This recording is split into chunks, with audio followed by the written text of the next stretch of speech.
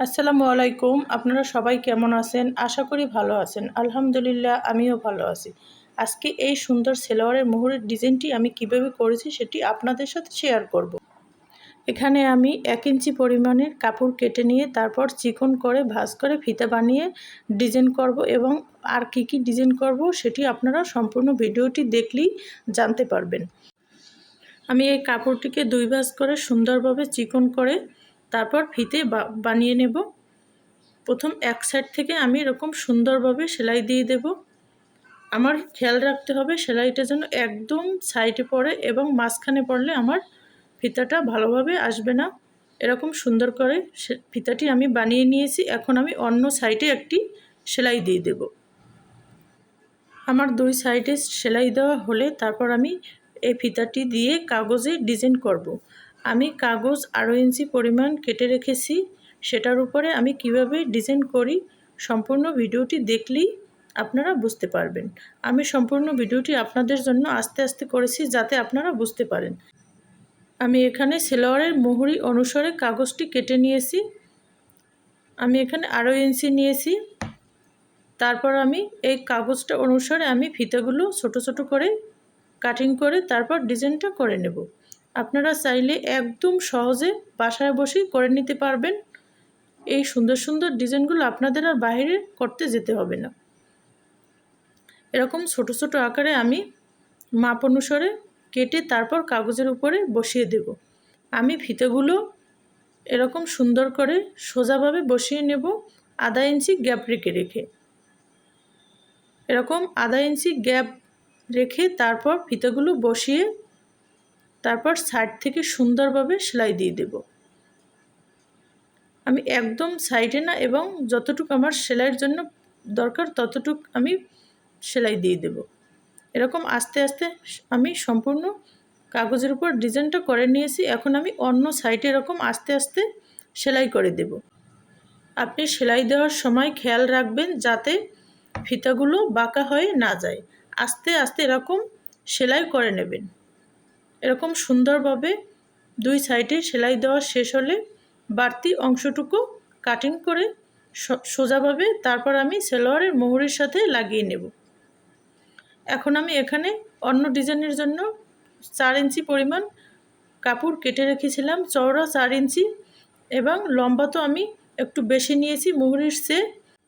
যেহেতু আমি তেরছিভাবে সেলাইগুলো করে নেব, আমি 1 ইঞ্চি গ্যাপ রেখে এরকম সম্পূর্ণ কাপড়টিকে তেরছিভাবে সেলাই করে তারপর আপনাদের দেখিয়ে দিচ্ছি আমি কি ডিজাইন করি। সম্পূর্ণ ভিডিওটি দেখবেন তাহলেই বুঝতে পারবেন।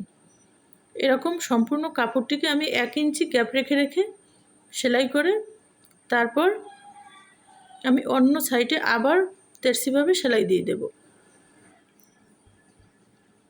আমার সম্পূর্ণ সেলাইগুলো করা শেষ। এখন আমি অন্য সাইড থেকে আবার এরকম 1 ইঞ্চি গ্যাপ রেখে তারপর তেরছিভাবে এরকম সেলাই করে আপনাদের দেখিয়ে দিচ্ছি।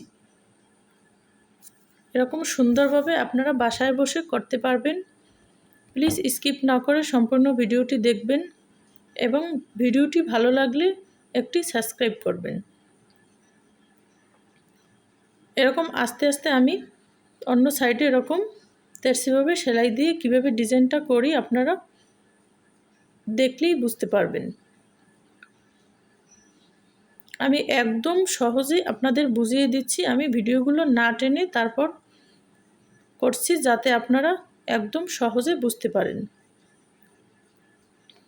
এরকম আস্তে আস্তে সেলাই করলে আপনার কাজ একদম সুন্দর হবে এবং আপনি সঠিকভাবে করতেও পারবেন। আমি এরকম আস্তে আস্তে করে তারপর সম্পূর্ণটা করা শেষ হলে আপনাদের আমি দেখিয়ে দিচ্ছি। আমার সম্পূর্ণ তেরছি সেলাইগুলো দেওয়া শেষ। এখন আমি অন্য ডিজাইন যেটি করে রেখেছিলাম সেটি এটার সাথে লাগিয়ে তারপর সালোয়ারের মোহরিতে আমি লাগিয়ে নেব। আমার এই সম্পূর্ণ ডিজাইনটি তৈরি করা শেষ হলে আমি সালোয়ারের সাথে লাগিয়ে নেব। আর আমি এই ডিজাইনটি কতটুকু করেছি, কয় ইঞ্চি করেছি সেটি আমি বাদ দিয়ে তারপর সালোয়ারটা কাটিং করে নিয়েছি। আপনারা সালোয়ারের মাপ অনুসারে যতটুকু ডিজাইন করবেন ততটুকু বাদ দিয়ে এরকম কাটিং করে ডিজাইনটা করে সালোয়ারের সাথে লাগিয়ে নেবেন। এখন আমি এটার উপরে এরকম একটি 2 ইঞ্চি করে কাপড় আমি কেটে রেখেছিলাম, সেটি আমি এরকম ভাঁজ করে সেলোয়ারের মুহুরিতে আমি এরকম বর্ডার হিসেবে লাগিয়ে দেব। আপনারা চাইলে এখানে অন্য ডিজাইনও করতে পারেন। আমার কাছে এটাই ভালো হয়, সেজন্য আমি এটাই এরকম সুন্দরভাবে লাগিয়ে নিচ্ছি। আমি নিচ থেকে কাপড়টি লাগিয়ে উপর থেকে সেলাইটি দিয়ে দেব।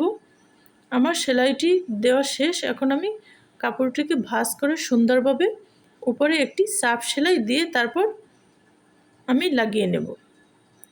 আপনারা এরকম আস্তে আস্তে করবেন, একদম সহজে আপনারা যে কেউ চাইলেই করে নিতে পারবেন। আমার এরকম পাইপিংটা লাগানো শেষ। এখন আমি এ সাইডে একটি চাপ সেলাই দিয়ে দেব। এরকম সুন্দরভাবে আস্তে আস্তে চাপ সেলাই দিয়ে তারপর আমি নিচের কাগজটি ছিঁড়ে ফেলব। এরকম আস্তে আস্তে চাপ সেলাই দিয়ে দেবেন। আমার সম্পূর্ণ চাপ সেলাইটি দেওয়া শেষ। এখন আমি বাড়তি কাপড়টি কেটে তারপর নিচের কাগজটি ছিঁড়ে ফেলব। এরকম আপনারাও করতে পারবেন একদম সহজে।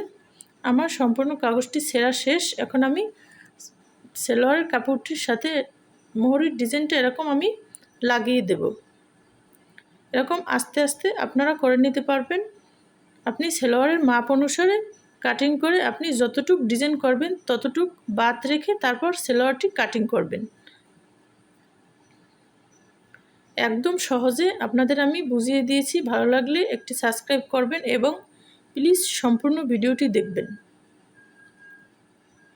এরকম সুন্দর করে আমি উপরে একটি চাপ সেলাই দিয়ে দেব। আমার সম্পূর্ণ সেলোয়ারটি তৈরি করা শেষ। আজ এ পর্যন্তই। সবাই সুস্থ থাকবেন, ভালো থাকবেন। আল্লাহ হাফেজ।